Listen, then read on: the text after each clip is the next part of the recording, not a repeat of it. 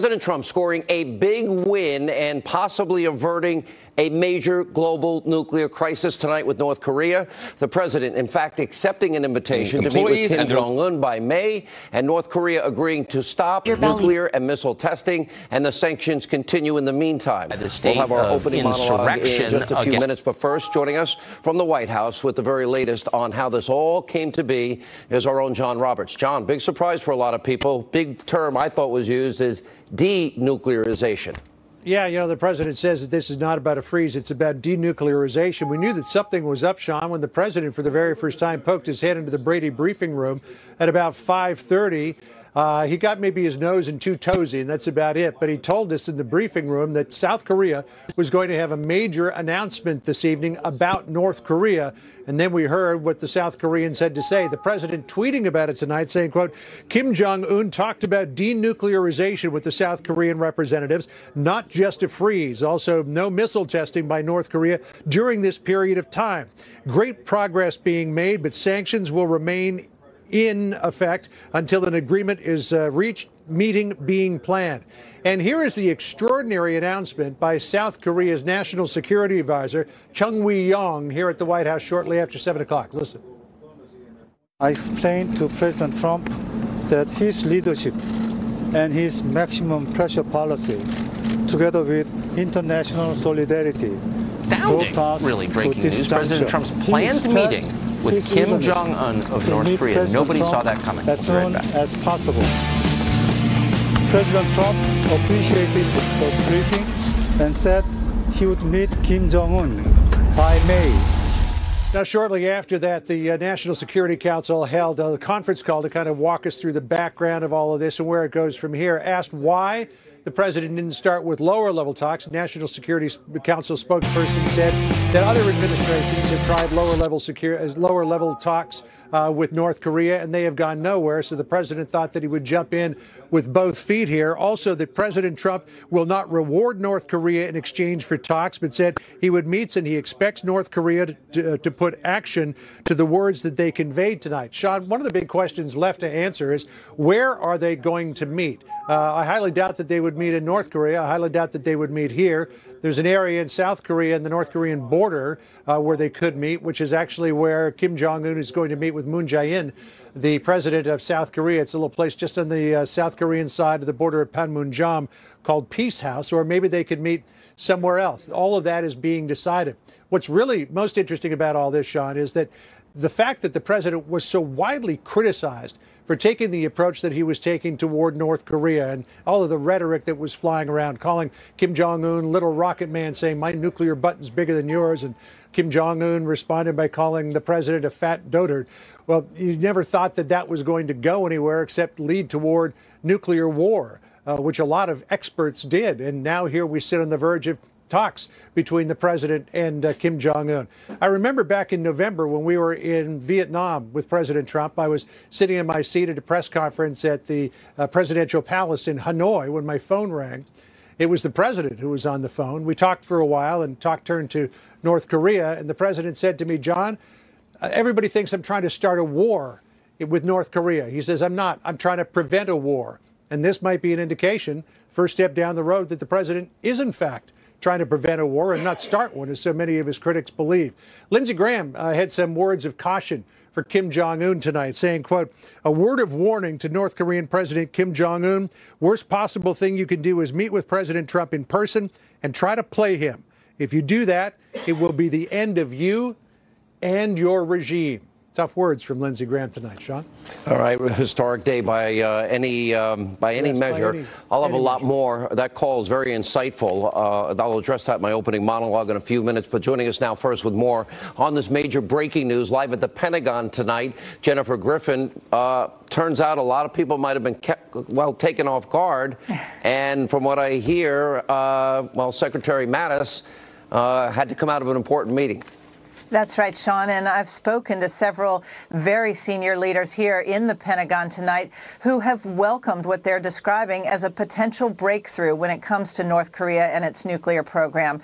Kim's offer to denuclearize is being viewed as potentially historic. There's no downside to talking, one senior U.S. military leader who has been tasked with preparing for a possible preemptive military strike told me. It's good news. People should be happy. The Pentagon was caught flat-footed, as you mentioned, by the announcement tonight. Spokesmen and aides scrambled here at the Pentagon. Defense Secretary Jim Mattis had to be pulled out of an off-site retreat with senior civilian Pentagon leaders. He had to leave the meeting when news broke from the White House. Secretary of State Rex Tillerson was in Africa, saying earlier today talks were premature.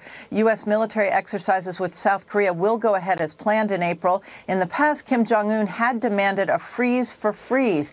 He views these annual exercises as a dry run for an invasion to overthrow his regime. I just got off the phone with one senior U.S. military leader who said tonight's announcement is the result of the president's maximum pressure campaign. On North Korea, President Trump has moved the needle more than any president before him. The proof will be in the pudding, but this is a breakthrough. It's significant, this defense official told me. This is a very different tone, Sean, from what we heard from top intelligence officials. Director of National Intelligence Dan Coates and Lieutenant General Robert Ashley, the head of military intelligence on the Hill 2 days ago. They were skeptical when asked about Kim's offer at the two-day summit between South Korean leaders and Kim Jong-un in Pyongyang. But tonight, the Pentagon's top leaders are welcoming the news if the real goal is denuclearization of the peninsula. Until then, they tell me they will keep the pressure on. Sean? All right, Jennifer, as always, thank you. And joining me now with reaction, former Deputy Assistant to the President, Fox News National Security Strategist Sebastian Gorka, and former Secret Service agent, NRA TV contributor Dan Bongino. Dr. Gorka, we start with you. For everybody that has been so critical, oh, Rocket Man, I can assure, and I'll address this in my monologue tonight, I can assure the world that he's not going to be offering $150 billion in cash and other foreign currencies, nor will he be offering what Bill Clinton gave Kim Jong-un's father, Kim Jong-il, and that was energy and billions of dollars. It's truly incredible, Sean, what a massive difference one election makes.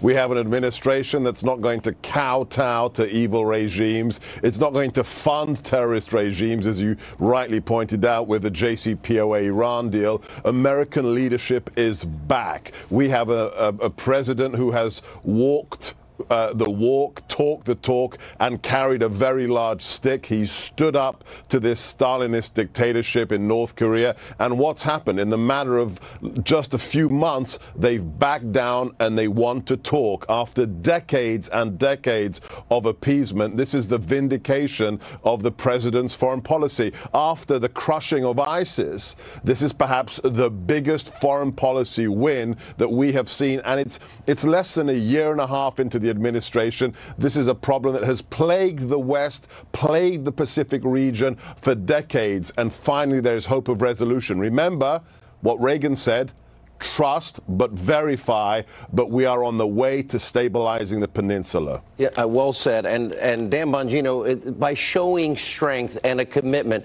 one thing that I don't think a lot of people have understood is the effect, the impact these sanctions have had.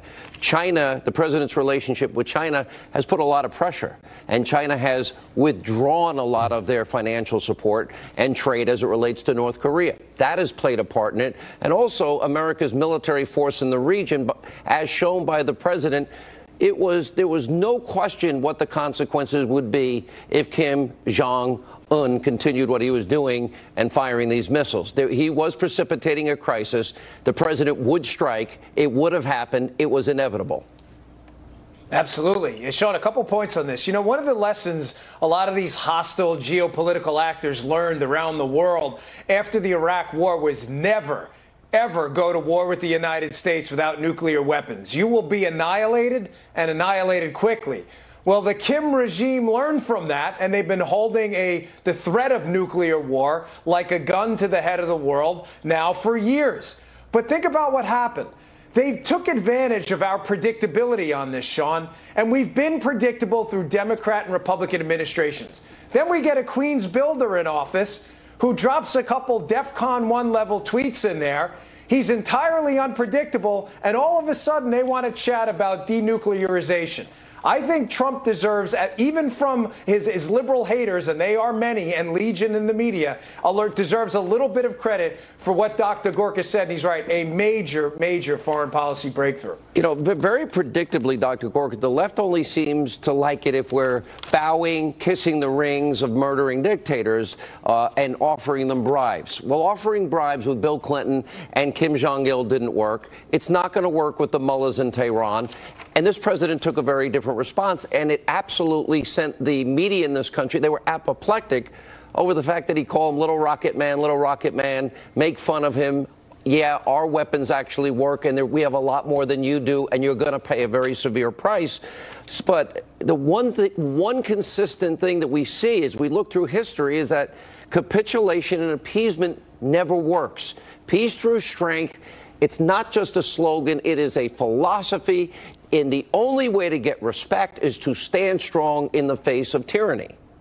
Right, as we did twice during the 20th century, and America saved Western civilization, saved Judeo-Christian civilization from the Nazis and then the communists. I just want to see the headlines tomorrow, Sean, in the New York Times, the Washington Post, on CNN, in the Huffington Post, that they're going to eat crow because the president's policies worked. You know what the real irony is? Guess who got the Nobel Peace Prize? The man who flamed out with his foreign policy, Barack Obama. Who deserves a peace prize right now? It's Donald Trump for what he's bringing to the Korean Peninsula. That's the truth. Let me go, Dan Bongino, to the actual statement. And I think this is really profound. And I brought this up with John Roberts. And John Roberts' insight into the president, I'm not trying to start a war. I want peace here.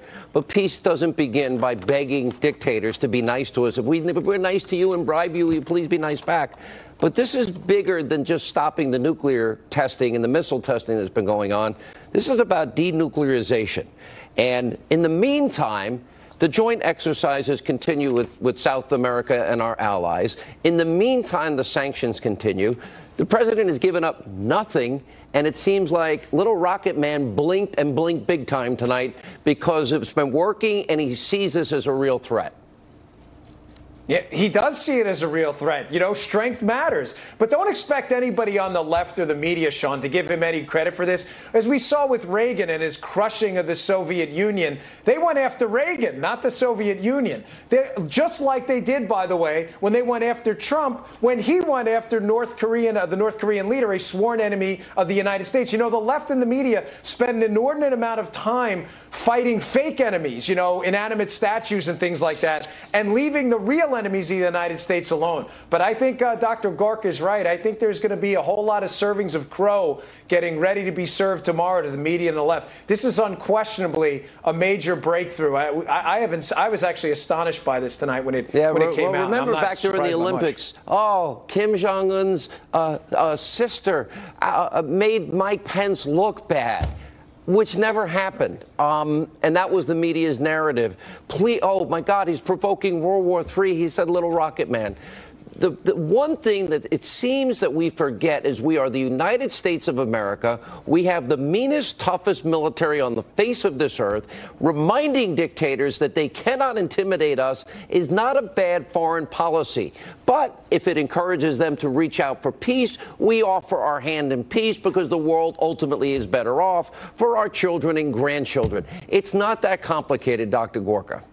It's not. And let me share with you, I was in the Oval by myself with the president maybe back in May, and he just looked up from his desk and he said, I do not want to go to war on the Korean Peninsula. But he understands when a threat is made. And he loves our military and he understands them. I took 18 Green Berets into the Oval. The way he connected with them was incredible. He understands that diplomacy means nothing unless you have the option for force to back it up. And that's what we've forgotten for far too long. And whether it's a Moab bomb in Afghanistan, whether it's cruise missiles in Syria, he's not an adventurist, but he will stand up to evil, as we have done so many times before. And I just want to know, how the never-Trumpers are going to react. How are the Tom Friedmans, how are the sad individuals like Max Boot going to react now when Donald Trump's policies keep winning? And as you mentioned it, I think the steel tariff is part of this deal. Absolutely. And I'll get to that later in the program tonight. Well said. Dr. Gorka, thank you. Dan Bongino, thank you. Joining us now with more reaction, the host of War Stories, Colonel Oliver North. Let me pick up with what Dr. Gorka was saying. It's interesting to watch the media reaction to the president and not only wanting free trade, but also wanting fair trade and saying that there's got to be reciprocity. Knowing this president as well as I do, you know him well, Colonel North. He's the consummate, constant negotiator. And what he's doing is, well, he exempted Canada and Mexico, and he said, oh, and every other country is open for renegotiation. The whole thing is a negotiation. And similarly here, he obviously never wanted to go to war with North Korea, but nor was he going to give an inch to Kim Jong-un and his dictatorial practices and his intimidation and his supposed show of force with his missile launches. So do you suppose that there's a rapid translation of the art of the deal being made into Korean right now? I would tell you, the comment made by Senator Graham was spot on. If he thinks that he's going to go into this conversation and try to pull something over President Trump's eyes or his head, he's dead wrong. Look, here's the other part of this that no one's seen yet.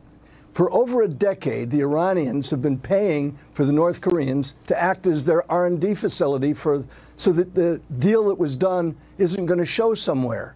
And the Islamic Revolutionary Guard Corps is in charge of the weapons of mass destruction, the nukes, the ICBMs, the chemical weapons, and the bioweapons, and they have been funding, secretly, financial and tech support to the North Koreans. This is going to put them on their butts. The bottom line of it is, if this works, and it's still a big if, but if this works, it is going to make the entire world safer because it's not just going to stop the North Koreans, it's going to stop the Iranians because they can't get away with it doing it at home, even under the ridiculous agreement that was made in Vienna. You know, this is good news. As well as anybody, you understand, and you spent an entire life either involved fighting on the battlefield, being with troops and heroes in the battlefield, and also your work that you did in Iran when you were handed by your government a suicide pill in case, God forbid, you had to take it. I've never understood the mentality. Everybody praised Barack Obama. He wins the Nobel Peace Prize, $150 billion in cash and other currencies. Bill Clinton thought it would work with North Korea and Kim Jong-il. It didn't work. He still has nuclear weapons, and we got to the point where we are today. Well, what is it about the left in America that doesn't seem to understand you cannot bribe a murdering dictatorist regime? Sean, years ago, you and I were on the radio together talking about Madeleine Albright doing the Macarena in North Korea because of the deal that they'd done in 1994. That deal is what got them to this point today, that and the help of the Iranians. And what's now happening with this arrangement, if this works, and I pray that it does, it's not only going to stop what's going on in the Korean Peninsula, it's also going to have a very positive effect in the Middle East, because this is a major setback for the Iranians. They've been using the Assad regime and the North Koreans to do things that the rest of the world is looking the wrong way while the Iranians are doing it. This is a major blow. There's no downside. To the Iranian goal. Can you tell me if, all right, sanctions continue, the joint exercises continue. You have a promise before May that at least from now until May, he's not going to be firing any missiles or test firing them. What's the downside? Well, I don't see one. The downside is that this guy comes from a family line that does nothing but lie. They've lied repeatedly now for decades about what they're doing and what they're not going to do. The minute they lie, the minute the deal's taken off the table. Understood. And hopefully he will understand that. That's why that little lighthearted comment about art of the deal. If this guy understands what he's up against and sitting down at a table somewhere in the world opposite Donald Trump, he had better mean it when he's saying, I'm going to denuclearize. By the way, it'll be magnificent for the people of Korea. Be magnificent for the world. It would be. Absolutely right. This is a major step in the right direction. And I go back to what we always say, trust but verify, and you're never going to get a good deal out of the press. Well, you can count on it. Tomorrow morning, it's all going to be bad. Donald Trump could give everybody in the world $5 million and they'd still criticize him. Yeah, all right, Colonel. Safe home. Appreciate it. Yeah. All right. When we come back, my monologue on President Trump now agreeing with Kim Jong-un. Also, we have breaking news tonight that we've got to share with you about an investigation none of us really knew was going on. That's straight ahead. Tough rhetoric, his bold action, his severe sanctions, they appear to be working tonight. President Trump is accepting an invitation to meet with the North Korean dictator Kim Jong-un by May, and Pyongyang is agreeing to stop all nuclear and missile tests while these talks are underway, and the sanctions, they will continue. Plus, this is a huge development. The lawyer for the Uranium One informant is confirming tonight, just moments ago, that in fact the FBI field office in Little Rock, Arkansas, is in fact investigating the Clinton Foundation. Now, this comes after Democrats tried to discredit the FBI informant with deceptive leaks. We'll have a lot more in tonight's breaking news opening monologue. All right, the media liberals, they're looking like complete fools tonight because they are once again turning out to be completely wrong about President Trump. The commander-in-chief's leadership is now leading to a major foreign policy breakthrough as it relates to North Korea. This is what we call peace through strength in action. The president is causing Little Rocket Man to back down. Now, it's something that President Barack Obama, other presidents all failed to do. Now, President Trump's tough words, his actions, are now starting to yield positive results, and hopefully this will end in the protection of America and, of course, the world and the region in particular. Now, Trump's extremely tough sanctions, they have now backed Kim Jong-un into a corner. He was forced to capitulate.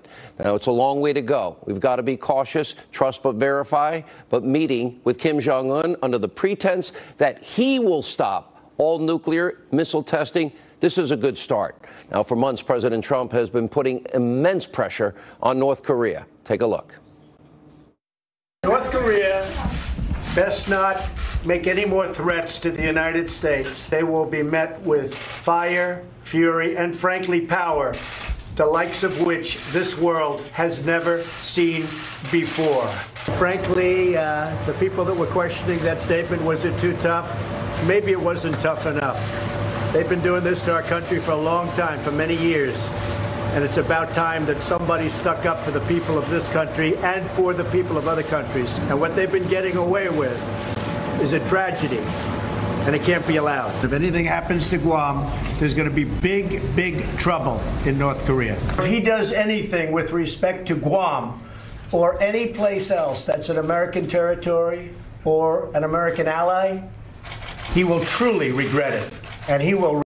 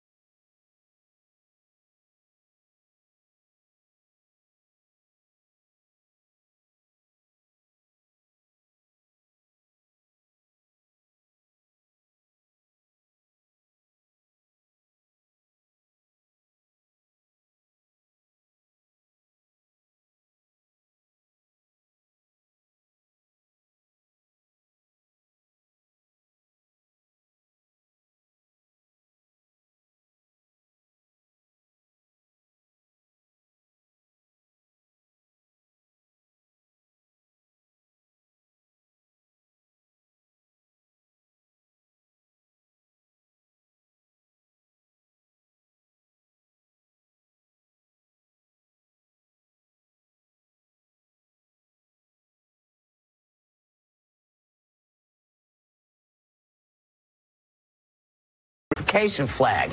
Now, was this the place to make that statement? Or did he just forget to get up? I thought that Mike Pence said that it was inappropriate to make political statements at sporting events. If you're in Korea, you need to stand up. You need to stand up and show respect. Remember the media? They also were fawning over Kim Jong-un's sister, who is part of a family that slaughters thousands of their own citizens, puts thousands more in death camps, and millions are starving. But the truth doesn't matter to the media in this country as usual. They have been praising evil dictators for decades. Very sad. And as for this upcoming meeting between Kim Jong-un, well, President Trump is showing fearlessness in accepting the invitation. Now, I can assure you this, that President Trump, he will not be repeating the same failed policies of appeasement. We can go back to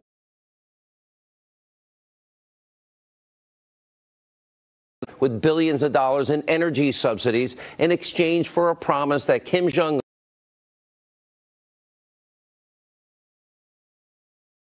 father, Kim Jong-il, would give up his nuclear program. Clinton then went on national TV, patting himself on the back and saying this is a good deal for the American people, and they ended up getting nukes anyway. You may remember. This is a good deal for the United States. North Korea will freeze and then dismantle its nuclear program. South Korea and our other allies will be better protected. The entire world will be safer as we slow the spread of nuclear weapons. South Korea, with support from Japan and other nations, will bear most of the cost of providing North Korea with fuel to make up for the nuclear energy it is losing.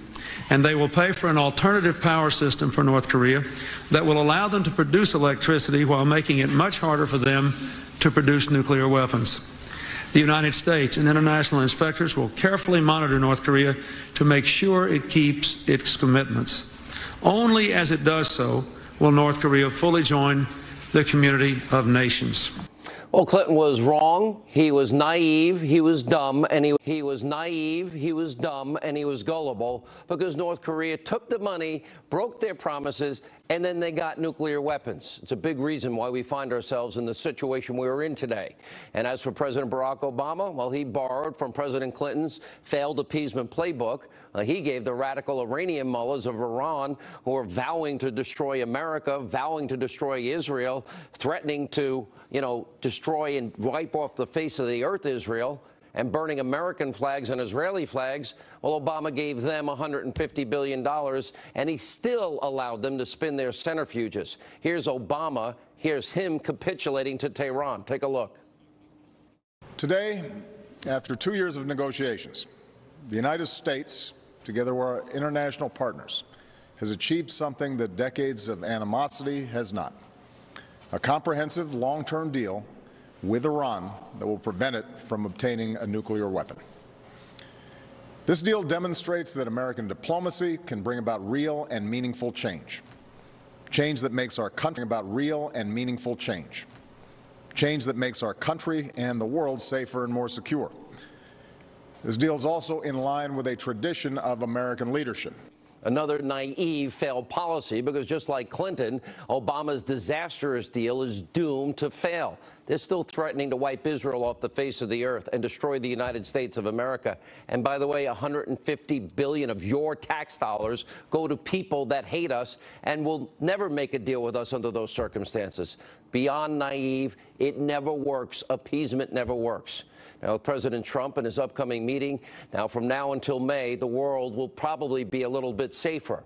The media should be giving President Trump credit for that, and the White House is making clear tonight that until this meeting happens, the Trump administration will not be easing up on North Korea. White House Press Secretary Sarah Sanders put out a statement. It reads, quote, President Trump greatly appreciates the nice words of the South Korean delegation and President Moon. He will accept the invitation to meet with Kim Jong-un at a place and time to be determined.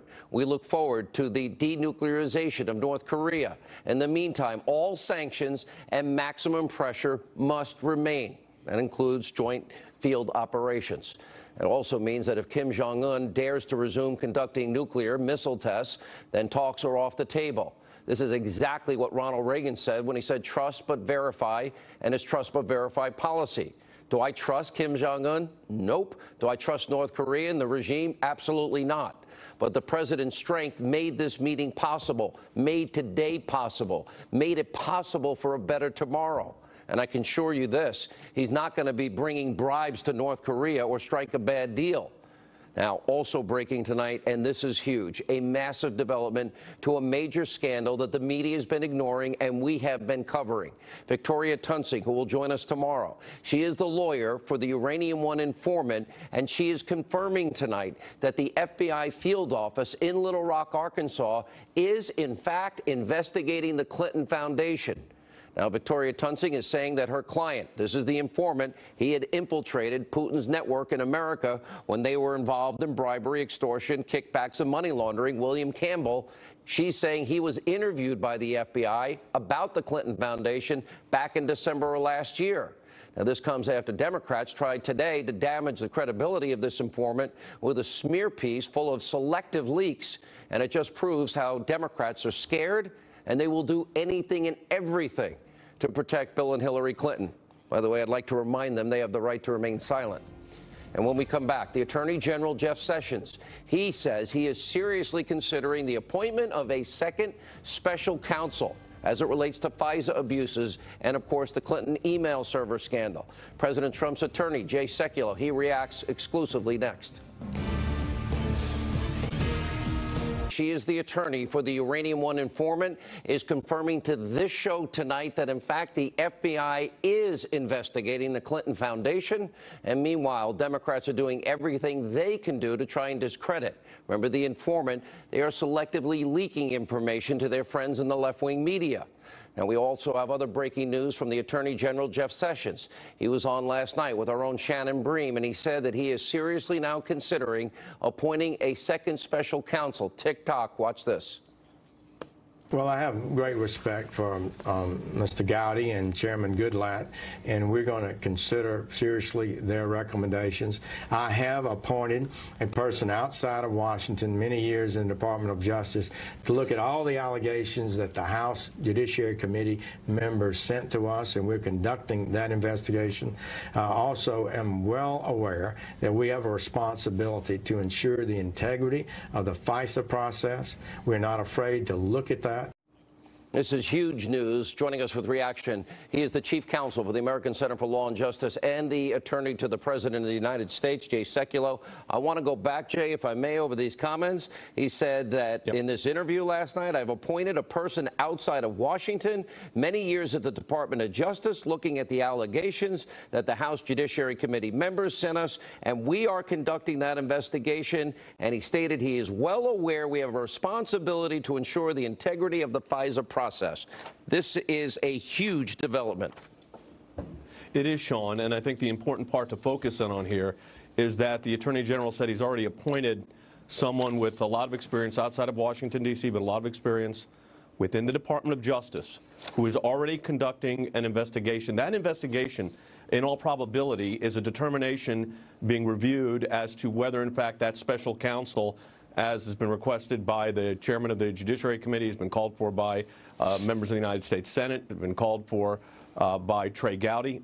You and I have been talking about it for a long time. So what's happened right now is that it looks like the Department of Justice has appointed someone with a lot of experience to make the determination, or at least make advice as to the determination as to whether a special counsel should be appointed for this precise situation, especially as it relates to the FISA abuse, which is such a big scenario. Jay, my sources at the Department of Justice, they've been very clear that, in their view, I disagree with it. I think we have there is enough evidence that we know now that would warrant and justify a special counsel. But the feeling has been we got to wait for the IG report to come out. Then, of course, DOJ attorneys have to look at it. Then they would consider the appointment of a special counsel. It seems, unbeknownst to all of us, that Jeff Sessions was doing a lot more than any of us knew. Yeah, and, you know, we've talked about that before. Where the public doesn't always know what the Department of Justice is doing internally. Remember, according to the regulations here, the Department of Justice has a process that they go through in reviewing as to whether a special counsel should be appointed. Now, you've got to have an issue of criminality. You have to have an issue of conflict of interest. I think in both of those situations, as it relates to the FISA investigation, it warrants a special counsel. And it appears that what Jeff Sessions, the Attorney General, has done, has started that process of internal review that, by the way, could dual track with the Inspector General. They're not mutually exclusive. It's not one or the other.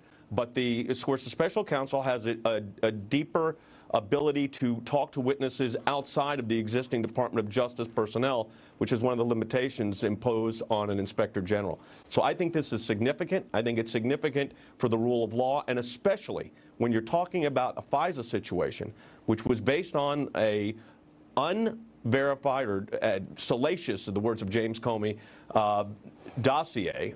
That dossier information was leaked to the press, that the individual, Christopher Steele, who put that dossier together, was involved with Bruce Orr, the number 4 at the Department of Justice wife, as far as she was working for Fusion GPS. I mean, you just start putting these together, and then, of course, he ultimately gets fired, Chris Steele, because he leaked the information to the press. Now, did they tell that to the court in the FISA warrant? I suspect not. But again, this goes to the point that you have, FISA courts are very serious. Foreign Intelligence Surveillance Act. Yeah, you have to have procedures in point. place to protect the American people, and that's what this special counsel needs to be looking at. The FISA law is very clear. FBI protocols are very clear that they have a legal, moral, ethical, even by their own standards, obligation to verify and corroborate any materials that are sent before a FISA court. It seems to me there are a lot of issues in play here. An exoneration before an investigation, months before. That is unheard of. Secondly, if you have... Also, witnesses were given, Sean, witnesses were given immunity in that situation, talking what happened about to that their investigation. Computers? Well, wait a minute. Witnesses weren't even interviewed. I mean, as far as when the draft of the report that was put together, and remember this, Andrew McCabe said that they would not have even sought the FISA warrant without the Christopher Steele dossier. And then, think about this. James Comey goes to the President-elect of the United States and tells the President-elect of the United States that there's dossiers out there, but it's salacious and unverified. Meanwhile, here's a he already question utilized it to obtain a FISA warrant. All right, that warrant was renewed. But this is the point. The FISA warrant, it was unverified. They didn't follow the FISA law. They didn't follow the FBI protocols. James Comey allowed it to happen. They never told the judge that it was bought and paid for by Hillary Clinton. That's lying by omission. And then he tells Donald Trump just before he's inaugurated, oh, it's salacious and unverified, but they're telling a court in October. They're putting all the faith and credibility of their department on this. Yeah, but also remember this. They also renewed it, was it the day before the inauguration, based on the same information. So what you have here is the reason, we just stated the case for why a special counsel should be appointed, and I believe that's what's going to happen. All right, Jay Sekulow, thank you so much for joining us. We appreciate a lot of breaking news. When we come back, Tomi Lahren hitting the streets of California. What do the people think about the Oakland mayor and that state's liberal immigration laws and putting law enforcement at risk? Straight ahead. All right, earlier this week, the Trump administration sued the state of California for its failure to comply with federal immigration law. So we sent our own Tomi Lahren out to Los Angeles to find out what California residents think. This ought to be interesting. Take a look.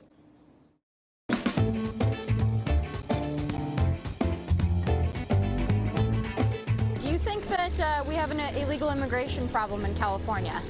You're smiling. You don't want to answer that question? Yeah. Oh, boy. How long do we have to unpack? You aware that you're in a sanctuary state? No, I'm not. But thank you for letting me know. What exactly does that mean? That means it's a sanctuary for illegal immigrants. I think that this is a safe place for a lot of residents to continue living, and I'm proud of that. So if you're an illegal immigrant, you can be harbored, shielded, until yesterday because the Attorney General said no more of that, California. What do you think? Well, I mean, if that's the way that they're doing it, then we should embrace it. The governor here is a criminal. I mean, that's a criminal act. You're going against the law. I think it's great. I think America is founded on immigrants, and it should be that way 100%. As any American should, they should be able to pay taxes and work as get the American dream for themselves. They shouldn't be sheltered. I think for me, it's just about the rule of law, and it needs to be respected. So if you want to come in this country, come in the right way, respect our laws, respect our culture, and then I think we welcome everyone. I just think there's a right and wrong way to do it. I would agree. Do you think that it would be easier if we didn't have so many illegal immigrants already? Do you think that legal immigrants could get in easier? I don't know. Living in California, I mean, like, all of our fruit is picked by undocumented immigrants. I want to keep eating avocados. I don't know about you. Do you like guacamole? Why do you think Californians are so open to illegal immigration?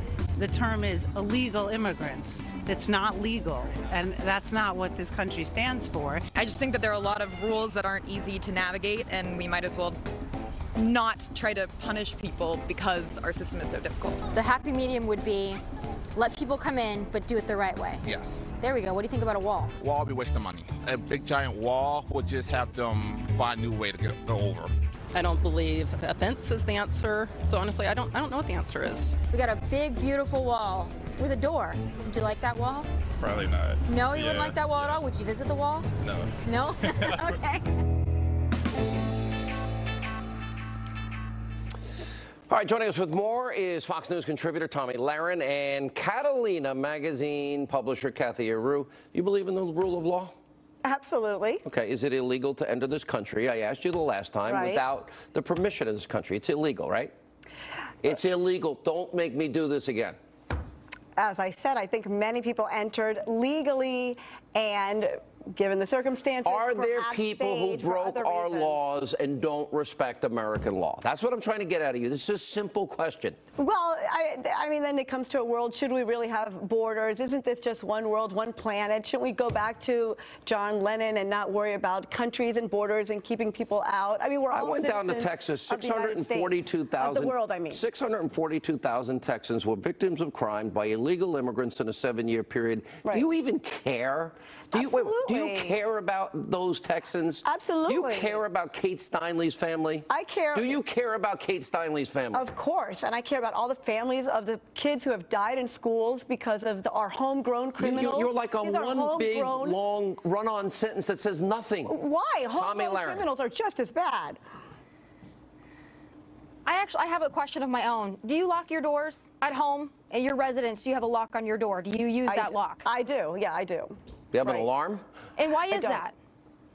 But, I mean, you lock your door. You lock your door because you want to know who's coming into your home. It's not because you hate the people outside. It's because you love the people inside. Well, that's what needs to be done with the United States of America. That's why we have a border. We have a right to know who's coming into our country and why. That's what keeps us safe. Well, that is why Sean and I care so much about this issue. If I had law enforcement in my home and people taking care of me, I know that if something went wrong while I was in my home, they would take care of it. But I don't have a police officer sleeping over at night, so therefore I lock my doors. So in our country, we do have systems in place that if people commit crimes, then they will be punished. We have systems in place. We don't need to lock we have our systems doors. in place called the law. We don't need to lock our doors. That's the whole issue here. It's called the law. You need to respect the law. That's the system that's in place. Millions of immigrants do respect the law. We don't hear about millions of immigrants committing crimes. We hear about very 11 million illegal immigrants and 13.5% of the crime population comes from the community of only 3.5%.